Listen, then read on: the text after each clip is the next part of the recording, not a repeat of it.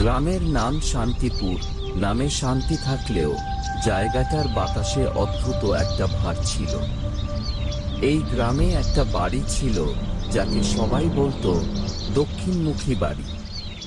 কেউ জানতো না ঠিক কবে বানানো, কে বানিয়েছিল।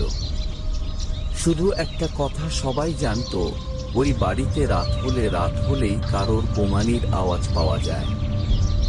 অর্ঘ্য শহর থেকে গ্রামে এসেছে মাত্র 3 দিনের জন্য। পুরনো বাড়িটা সে কিনেছে সস্তায়। কারণ বাস্তুশাস্ত্র। দালাল বলেছিল, দাদা, দক্ষিণমুখী দরজা, উত্তর পূর্বে টয়লেট, সিঁড়ি মাঝখানে, এইসব বাস্তুর দোষ।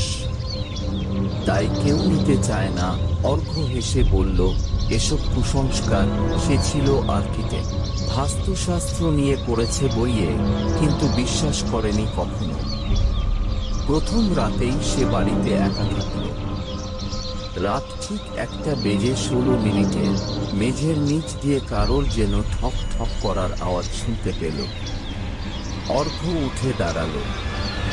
কাঠের মেঝে না, তবু যেন কেউ নিচ থেকে আঙুল দিয়ে টোকা দিচ্ছে। সে ভাবল ইঁদুর হবে বোধহয়। ঠিক তখনই দক্ষিণ দিকের দরজাটা নিজে থেকেই খুলে গেল। হাওয়া নেই, ঝড় নেই, তবু দরজা খুলল। বাস্তুশাস্ত্রের একটা লাইন হঠাৎ মনে পড়ল তার, দক্ষিণ দিক হলো জমের দিক। এই দিক দিয়ে শক্তি প্রবেশ করলে ঘর আর মানুষের মধ্যে সীমারেখা থাকে না। অর্ঘ্য দরজা বন্ধ করে দিল ভয়। ভুল করেছিল সে। পরের দিন অর্ঘ্যের ঘুমটা হঠাৎ ভেঙে গেল কারো কান্নার শব্দে। খুব ধীরে, আবার খুব কাছে। সে শুধু একটাই কথা বলছে, আমাকে সরিয়ে দাও। শব্দটা আসছে ঠিক উত্তর পূর্ব কোণ থেকে, যেখানে সে বাথরুম বানিয়েছে। বাস্তুশাস্ত্রে বলা হয়, ঈশান কোণে জল ও শৌচালয় থাকলে দেবতা চলে যায়। জায়গাটা শূন্য হয়ে যায়। শূন্যতা ভরে কে? অর্ঘ্যের মনে প্রশ্ন এলো।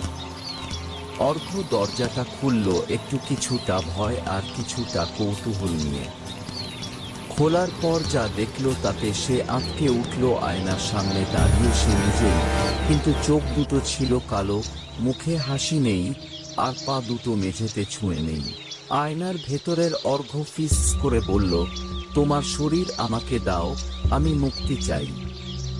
এটা বলতেই হঠাৎ কাঁচটা ভেঙে গেল।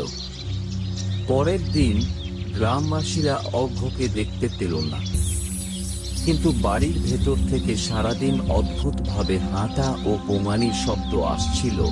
এইসব দেখে গ্রামবাসীরা এক বৃদ্ধের কাছে গেলেন। বৃদ্ধ বাস্তুশাস্ত্র বেশ ভালোই জানতেন। তিনি বললেন, এই বাড়ির ব্রহ্মস্থান, ঘরের মাঝখানটা ওরা ভেঙে সিঁড়ি বানিয়েছে। ওখানে শক্তি আটকে গেছে। শক্তি যখন বেরোতে পারে না, তখন সে মালিক খোঁজে। এরপর রাতে সব গ্রামবাসীরা মিলে ওই দরজা ভাঙল। ভেতরে যা দেখা গেল সেটা আজও কেউ ভুলতে পারেনি। মেঝে, দেওয়াল, ছাদ, সব জায়গায় হাতের ছাপ। ভেতরের দিকে ঢোকা চিহ্ন আছে, কিন্তু বাইরে বেরোনোর কোনো চিহ্ন নেই। মাঝখানে দাঁড়িয়ে ছিল অর্ঘ্য। না, সম্পূর্ণ অর্ঘ্য নয়, অর্ঘ্যের শরীর মাত্র, চোখ খোলা, কিন্তু ভেতরে কেউ নেই। বৃদ্ধ বললেন, এখন এই বাড়ির বাস্তু দোষ পূর্ণ হয়েছে একজন মানুষ। ঠিক তখনই দক্ষিণের দরজাটা আবার খুলে গেল। ভেতর থেকে একই কণ্ঠস্বর, পরেরটা কি? আজও সেই বাড়ি আছে।